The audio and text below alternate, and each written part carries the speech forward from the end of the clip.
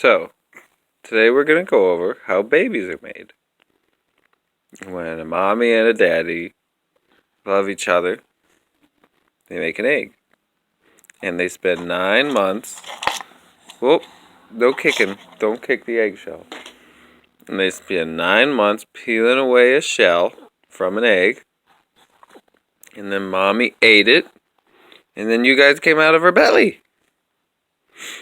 And so now, I'm making you a new brother and sister by eating this egg. Oh, Addie, are you embarrassed? It's okay. See? This little yellow part, that's your new brother or sister.